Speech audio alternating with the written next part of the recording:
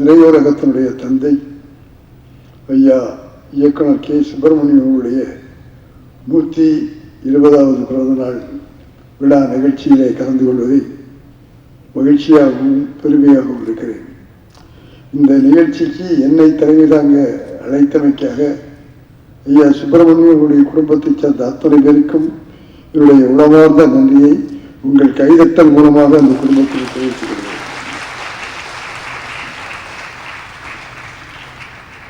சுப்பிரமணியம் அவருடைய காலமெல்லாம் மௌனப்படத்திலிருந்து பேசும் படம் வந்த காலத்திலிருந்து அவருடைய தொடர்பு இருந்திருக்கிறது.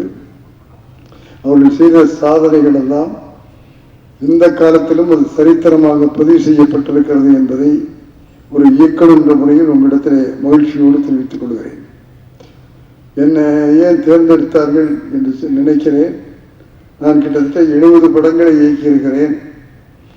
சூப்பர் ஸ்டார் ரஜினிகாந்த் அவர்களை வைத்து 25 படங்களையும், உலகநாயகன் கமலஹாசனை வைத்து 10 படங்களையும், நடிகர் திலகம் அண்ணன் சிவாஜி கணேசனை வைத்து 3 படங்களையும், மற்ற எல்லா நடிகர்களையும் வைத்து 21 படங்களை இயக்கிய ஒரு இயக்குனர் என்ற முறையில் அந்த இயக்குனருக்கு பெருமை சேர்க்க வாருங்கள் என்று இந்த இளைஞனை அழைத்திருக்கிறார்கள் என்று நான் கருதுகிறேன். இன்னும் சொன்னால் எனக்கு ஏதாவது அந்த சுப்பிரமணியம் சாருடன் ஒப்பிட்டு சொல்லுகிற அளவுக்கு என்னுடைய தகுதி இல்லை. ஆனால் இன்றைக்கு எனக்கு ஒரு தகுதி இருக்கிறது. என்ன தகுதி என்றால், எனக்கு சில நாட்களுக்கு முன்னதான் 90 வயதை நான் நிறைந்திருக்கிறேன். 90 வயது மூத்த இயக்குனர் என்ற முறையில் இந்த நிகழ்ச்சியில் என்னை வாழ்த்து அழைத்திருக்கிறார். கண்ணன் அவர்களும் பத்மாமா அவர்களும் என்னை அழைக்கிற போது, நீங்கள் பெரிதாக பேச வேண்டாம், எங்களை எல்லாம் வாழ்த்தி விட்டு போனாலே எங்களுக்கு கிடைக்கிற மிகப்பெரிய சந்தோஷம் அது என்று அவர்கள் சொன்னார்கள். ஆகவே அந்த சந்தோஷத்திற்காக நானும் அவர்களோடு தொடர்ந்து சொல்லிக்கொள்ள ஆசைப்படுகிறேன். 80 வயதை தாண்டினாலே ஒரு 1000 பறை பார்த்தவர்கள் என்று சொல்லுவார்கள். ஆகவே இப்போதைய நிலையிலே நான் 90 வயதை தொட்டிருக்கிறேன். ஆகவே 1000 பறைக்கும் அதிகமாக பார்த்திருக்கிறேன். ஆகவே உங்கள் எல்லோரையும் வாழ்க வாழ்க வாழ்க என்று ஐயா சுப்பிரமணியம் அவர்கள் நினைத்து கொண்டு உங்களை வாழ்த்துகிறேன். மேடையில் இருக்கிறவர்களை மட்டுமல்ல, இங்கே அரங்கத்தில் இருக்கிற உங்களையும் சேர்த்து உளமாற வாழ்க வாழ்க, நல்லவை எல்லாம் வாழ்க என்று உளமாற நான் வாழ்த்துகிறேன். அதில் குறிப்பாக இன்றைக்கு விருதுகளை பெற்றிருக்கிறார்கள், விருதுகள் கொடுக்கப்பட்டிருக்கிறது. அதுவும் ஐயாவுடைய சுப்பிரமணிய ஐயாவுடைய பேரிலே அந்த குடும்பம், அந்த ட்ரஸ்ட் இந்த விருதை வழங்கியிருக்கிறார்கள். ஆகவே இது வாங்கப்பட்ட விருதல்ல, வழங்கப்பட்ட விருது. நல்லா கைதட்டலாம், இன்னும் உற்சாகமாக செய்யறாங்க. கும்பனார் கோயில் SRG ராஜண்ணா அவர்கள் நாதஸ்வரத்திற்காக பிரிவு வழங்கப்பட்டிருக்கிறார். நடனம் MS ஜெயலட்சுமி அவர்கள், டிராமா காத்தாடி ராமமூர்த்தி, நாடகம் இருந்தாலும் ஸ்டேஜில் இருப்பார், நாடகம் இல்லையாரும் அரங்கத்தில் இருப்பார். ஆவை மாலைப்புடையெல்லாம் நாடகம் நாடகம் என்றே வாழ்ந்து கொண்டிருப்பவர் காத்தாடி ராமமூர்த்தி அவர்கள். அவருக்கு விருதை வாங்கிட்டு ஒளி இருக்கக்கூடாது, இருந்த வாங்கிட்டு தொடர்ந்து நாடகங்களை செய்ய வேண்டும் என்று நான் உடமாறு நான் அவரை வாழ்த்துகிறேன். அதே போல ராமா மாலி அவர் பல நாடகங்களை போட்டிருக்கிறார். இப்போது நாராயணகுரு என்கிற ஒரு நாடகத்தை போட்டுக் கொண்டிருக்கிறார். நல்ல கைதட்டுக்கும் உற்சாகப்படுத்தினா இன்னும் கொஞ்சம் அதிகமாக உழைப்பார்கள் அவர்கள். அதே போல புக் வெளியிட்டிருக்கிற சங்கர் வெங்கட்ராமன் அவர்கள், அவருக்கும் இந்த புக் வெளியிட இந்த மாடலை நோக்கி போகிற இந்த புக் விஷயத்துக்கு அவர் ஆதாரமாக இருக்கிறார். அவருக்கும் என்னுடைய மனமார்ந்த பாராட்டுக்கள், வாழ்த்துக்கள். அது இந்த விருதுகளை கொடுத்திருக்கிற ஐயாவுடைய ட்ரஸ்டுக்கும் என்னுடைய மனமார்ந்த வாழ்த்துக்கள். அதே போல இந்த நிகழ்ச்சியிலே கலந்து கொண்டிருக்கிற நம்முடைய மரியாதைக்குரிய நாரத கணசாமாவுடைய ரவிச்சந்திரன் அவர்கள், சிட்டி பேங்குடைய கும்பகோணம் சிட்டி பேங்குடைய காமகோழி அவர்கள், எம்ஜிஆர் ஜானகியினுடைய தாளாளர் குமார் அவர்கள்,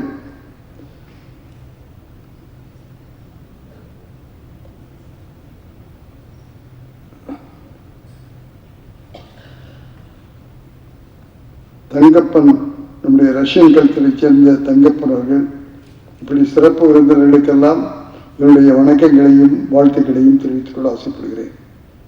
நம்முடைய ஐயா சுப்பிரமணியம் அவருடைய வாழ்க்கை வரலாறை இங்கே ஆவணப்படமாக அவருடைய மகன் கிருஷ்ணசாமி, அசோசியேஷன் கிருஷ்ணசாமி அவர்களை தயாரித்து இங்கே நமக்கு ஒளிபரப்பி காட்டியிருக்கிறார்கள். இந்த வாய்ப்பு யாருக்குமே கிடைக்காது. தந்தையை பற்றி ஆவணப்படம் எடுத்து ஒரு மகன் மக்களுக்கு ஒளிபரப்பை காட்டுகிற அந்த பெருமைமிக்க செயலை செய்திருக்கிற ஐயா கிருஷ்ணசாமி அவர்களுக்கு அவருடைய மனமார்ந்த வாழ்த்துக்கள்.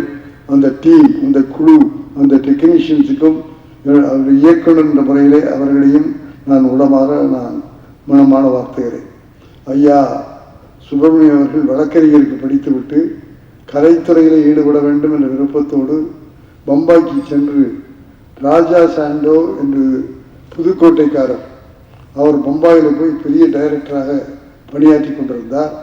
அப்படிப்பட்ட ராஜா சாண்டோ அவர்களிடத்தில் நம்முடைய ஐயா நம்முடைய சுப்பிரமணியம் அவர்கள் போய் அவரோடு உதவியாளராக அவரோடு பணியாற்றி இருக்கிறார் பம்பாயிலே. அந்த ராஜா சாண்டோ எப்படிப்பட்டவர் என்று சொன்னால், ராஜா சாண்டோ என்பதை போல சாண்டோ போல வீரம் உள்ளவர். பம்பாயிலே படப்பிடிப்பு நடக்கிற போது பம்பாயில் இருக்கிறவர்களுக்கு மட்டும் இந்த செட் ப்ராப்பர்ட்டி எல்லாம் ஸ்பெஷலாக ஒரு ஃப்ளோரில் வச்சு பூட்டி வச்சு அதை மட்டும் அவங்களுக்கு கொடுக்குறாங்க.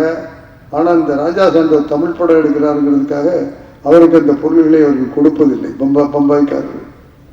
ராஜா சாண்டோ என்னன்னு போய் கேட்டால், இல்லை அது அங்கே உள்ளவங்களுக்கு மட்டும்தான் கொடுப்போம் அப்படின்னு சொல்கிறாங்க. ராஜா சாண்டோ என்ன செஞ்சா தெரியுமா? கேட்டு பார்த்தாரு, கொடுக்க மாட்டேன்னாங்க. ஒரு கல்லை எடுத்து அந்த பூட்டை உடைச்சிட்டு அந்த ஃப்ளோரை திறந்து அந்த சாமான்களையெல்லாம் எடுத்து பயன்படுத்திய டைரக்டர் ராஜா சாண்டோ. அவரிடத்துல தான் ஐயா சுப்பிரமணியம் அவர்கள் பயிற்சி பெற்றார் என்பதை உங்களிடத்தில் சொல்லிக்கொள்ள ஆசைப்படுகிறேன். ஆகவே அப்படி தமிழராக இருந்து அங்கே போய் டைரக்டராக பெயர் பெற்றதுனால தான் நம்முடைய தமிழக அரசு, நம்முடைய புரட்சி தலைவர் அவர்கள் அவருடைய பெயரையே ராஜா சாண்டோ என்ற பெயரிலே தமிழக அரசிலிருந்து சினிமா துறையை சம்பந்தப்பட்டவர்களுக்கு ராஜா சாண்டோ விருது கொடுக்கப்படுகிறது என்பதை உங்களிடத்தில் இந்த நேரத்திலே தெரிவித்துக் கொள்ள ஆசைப்படுகிறேன். தெரிவித்துக் கொள்வது மட்டுமல்ல, நானும் சரவணன் சாரும் அந்த ராஜா சாண்டோ விருதை வாங்கியிருக்கிறோம் என்பதையும் பெருமையோடும் மகிழ்ச்சியோடும் உங்களிடத்திலே தெரிவித்துக் கொள்கிறேன். அதற்கு பிறகு நம்முடைய ஐயா சுப்பிரமணியம் ஐயா இங்கே வந்து பவளக்குடி என்கிற படத்தை முதல் இயக்கியிருக்கிறார்கள். அந்த பவளக்குடி காரைக்குடியில் நடத்தப்பட்ட ஒரு நாடகம். அந்த நாடகத்தை போய் பார்த்தபோது அதில் எம்.கே. தியாகராஜ பாகவதரும் எஸ்.டி. சுப்புலட்சுமி அவர்களும் நடித்திருக்கிறார்கள். அவங்கள வச்சே அது சினிமாவாக எடுக்கலாம் அப்படின்னு நினைத்து முடிவு பண்ணி அவங்க 2 பேரையும் வச்சே அறிமுகப்படுத்தி அந்த பவளக்குடி நாடகத்தை ஐயா அவர்கள் முதல் திரையிலே இயக்கினார்கள் என்பதை மகிழ்ச்சியோடும் பெருமையோடும் 120 ஆண்டுகளுக்கு பிறகும் உங்களிடத்திலே சொல்லிக்கொள்ள ஆசைப்படுகிறேன். அதே போல அவர் பவளக்குடி மட்டுமல்ல, அதன் பிறகு கிட்டத்தட்ட 22 படங்களை அவர் இயக்கியிருக்கிறார். அதிலே முக்கியமாக குறிப்பாக சொல்ல போனால் தியாகபூமி, சேவ சாதனம், இந்த 2 படங்களும் சோசியல், மக்களுக்கு தேவையான சமூக பிரச்சனையை எடுத்துக்கொண்டு செய்த படங்கள். அந்த பிரச்சனை எப்படி இருந்துச்சுங்கிறத நம்ம ஆவணப்படத்தில் பார்த்தோம். ஆகவே அந்த சமத்துவம் என்கிற உணர்ச்சியை சுப்பிரமணியம் அவர்கள் அன்றைய காலத்திலேயே அதை வலியுறுத்தி மக்களுக்கு விழிப்புணர்வு உண்டாக்குகிற அந்த உணர்வை கொடுக்கிற படங்களை தயாரித்திருக்கிறார்கள் என்பதற்காக அவரை நான் இருகரம் கூப்பி வணங்குகிறேன், வாழ்த்துகிறேன். அதே போல அவர் செய்திருக்கிற பல காரியங்களில் ரஷ்யாவுக்கு போய் வந்து ஐயா இன்னைக்கு வந்து இங்கே ரஷ்யா கவுன்சிலில் இங்கே பாராட்டினாங்க, வாழ்த்துறாங்க. ஏன் அந்த காலத்திலேயே ரஷ்யாவுக்கு போய் நம்முடைய என்எஸ்கே அவர்களோடும் மதுரமம் அவர்களும் ரஷ்யாவுக்கு போய் வந்து அந்த ரஷ்யன் கல்ச்சரில் இன்னைக்கு அங்கே ஒரு கிளப்பு மாதிரி வச்சுருக்காங்க. தங்கப்பன் சார் தான் இருந்து நிர்வாகம் பண்ணிட்டு இருக்காரு. அந்த அமைப்பை அமைத்தவரும் நம்முடைய சுப்பிரமணியம் சார் அவர்கள் தான் என்பதை மகிழ்ச்சியோடு உங்களிடத்தில் நான் பகிர்ந்து கொள்ள ஆசைப்படுகிறேன். அதே போல ரஷ்யாவுக்கு மட்டும் போனால் பத்தாது, அமெரிக்காவும் போகணும். அமெரிக்காவும் போய் வந்த பெருமை நம்முடைய சுப்பிரமணியம் சார் அவர்களுக்கு உண்டு என்பதை உங்களிடத்தில் தெரிவித்துக் கொள்ள ஆசைப்படுகிறேன்.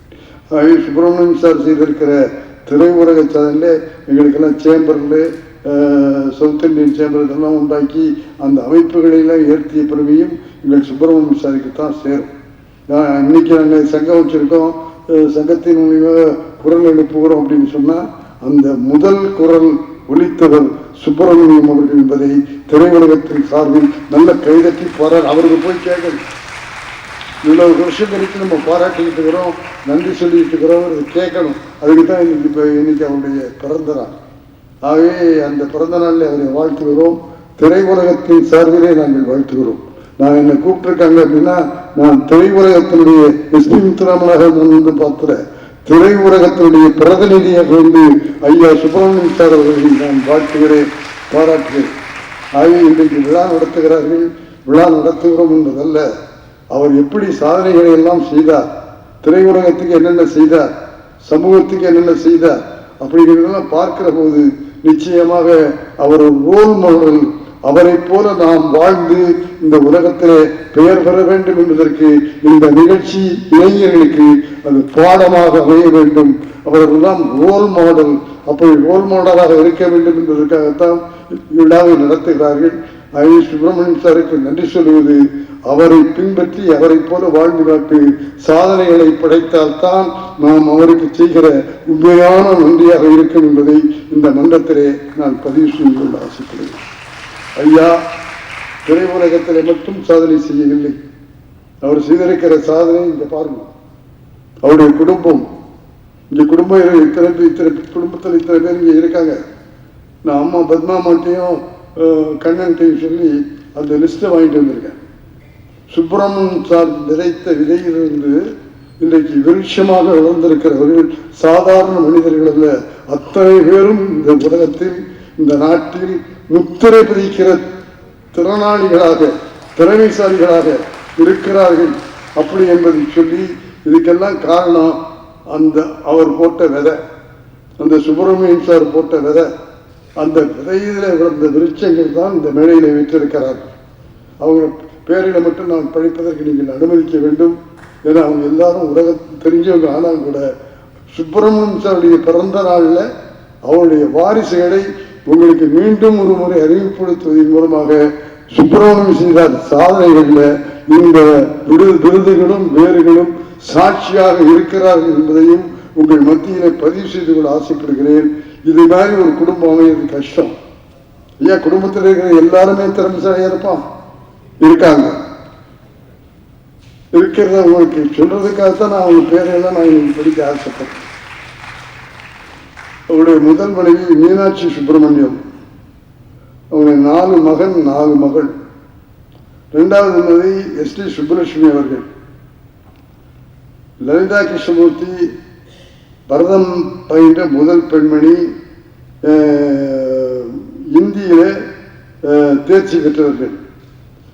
பாலகிருஷ்ணன் BA BL கல்வி மற்றும் செய்தி படங்கள் தயாரிப்பாளர், டைரக்டர், சினிமாட்டோகிராஃபர் மற்றும் தலைவர் நிருத்தோயாதா.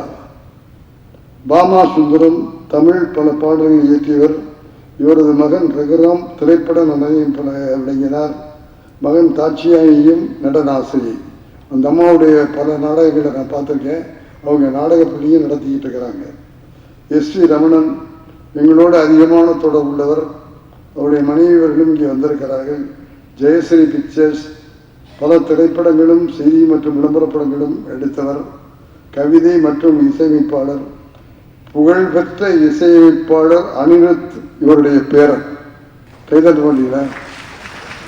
இன்னைக்கு பாப்புலராக இருக்கிற அனிருத் அவருடைய பேரன். ஆகவே அவருடைய பேரன்னா ஐயா கிருஷ்ணமூர்த்தி ஐயாவுடைய கொள்ளு பேரன். மீனா கிருஷ்ணமூர்த்தி கர்நாடக இசை வல்லுநர். திருக்குறளையே முழுநிலைகள் நிகழ்ச்சியாக பாடியவர். அடுத்து குறிப்பிட்டு சொல்ல வேண்டிய மனிதர் ஐயா கிருஷ்ணசாமி அவர்கள், பத்மஸ்ரீ கிருஷ்ணசாமி அவர்கள்.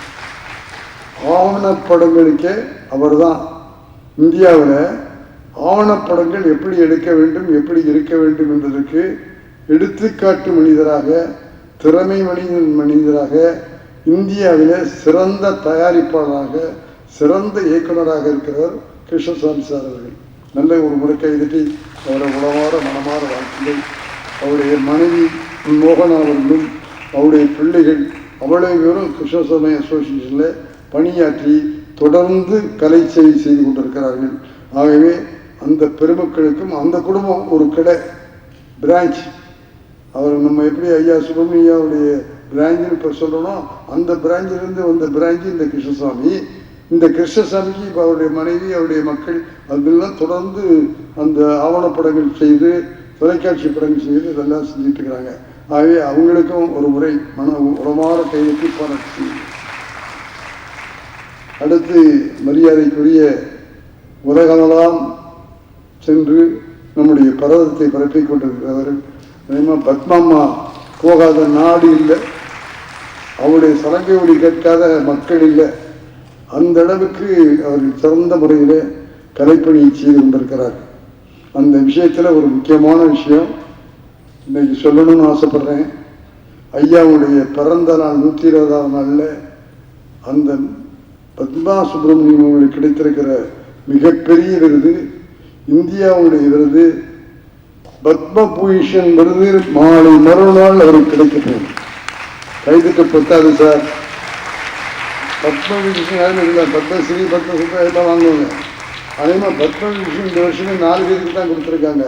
அந்த 4 பேரில் ஒருத்தர் நம்ம பத்மா சுப்பிரமணியம். அவன் அது கடைசியாக நான் உங்கள் எல்லாருடைய சார்பையும் அவருக்கு பொன்னாடை பொறுத்ததாக இருக்கேன், அதை கடைசியாக செய்கிறேன். ஆகவே பத்ம விபூஷன் பெற்றிருக்கிற பத்மா சுப்பிரமணியம் அவர்களை நம்முடைய சுப்பிரமணியம் அவருடைய 120வது பிறந்த நாள் அன்றைக்கு நாம் எல்லாம் சேர்ந்து எழுந்து நின்று கைகட்டி பாராட்டுவோம். ஸ்டாண்டிங் ஓவேஷன் சொல்லுவாங்க. அந்த அளவுக்கு அந்த மரியாதையான விருதுக்கு மரியாதை செய்வோம். அவருக்கும் சரி, அதை அளித்திருக்கிற அரசாங்கத்துக்கும் சரி, நம்முடைய உளமார்ந்த அன்பை சொல்லி ஐயா சுப்பிரமணியா பெற்றிருக்கிற பேர்களிலே இதுவும் மிகப்பெரிய பேரு என்பதையும் உங்கள் எழுந்து நின்று மரியாதை செய்திருக்காக என்னுடைய உளமார்ந்த நன்றியை தெரிவித்துக் கொள்கிறேன். அடுத்து வரதக்கல்வி மட்டுமல்ல, ஆராய்ச்சியாளர் நிருத்தியோகியா பள்ளியுடைய தலைவி ஆகிய இந்த பொறுப்புகள் எல்லாம் தொடர்ந்து செய்கிறார்கள். நாம் எழுந்து நின்று கைதட்டியது பத்மாமா ஓய்வு எடுக்க வேண்டும் என்பதற்காக அல்ல, தொடர்ந்து உங்கள் பணி தொடர வேண்டும்.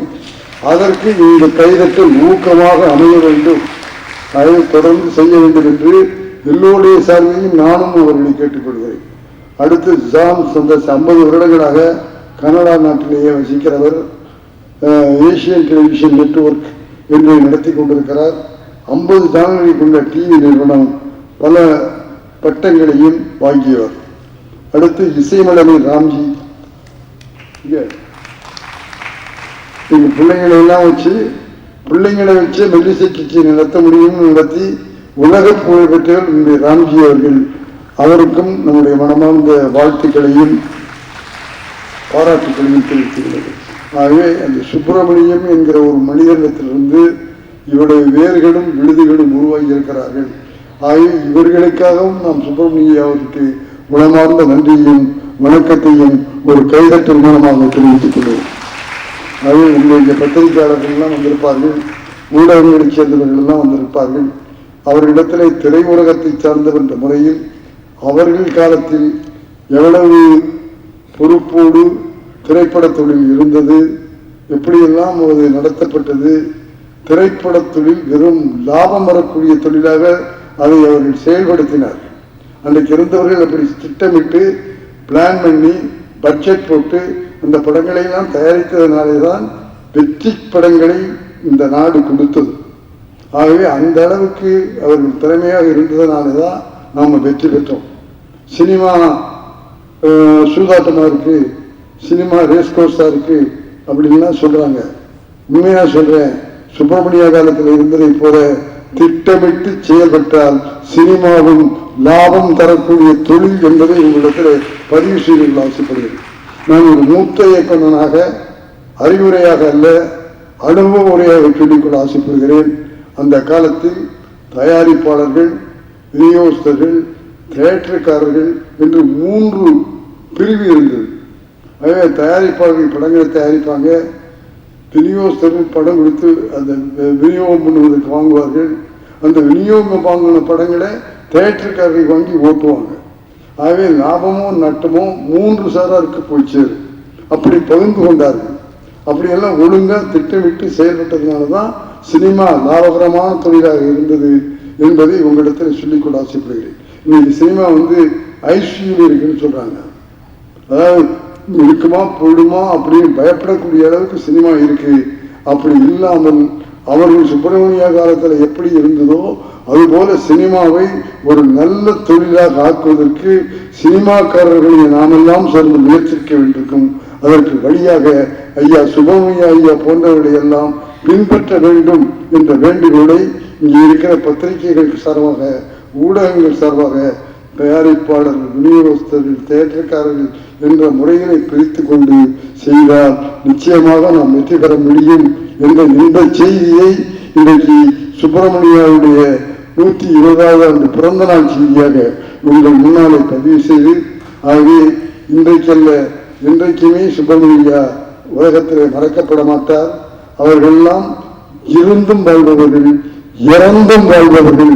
அந்த பட்டியலில் சுப்பிரமணிய ஐயா இருக்கிறார்கள் என்பதை சொல்லி, வையத்தில் வாழ்வாங்கு வாழ்வோம், வானொலியும் தெய்வத்தில் வைக்கப்படும் என்று குரலை சொல்லி, அவர்களெல்லாம் தெய்வத்தின் இடத்தில் இருக்கக்கூடிய அளவுக்கு தொண்டுகளை செய்தவர்கள்.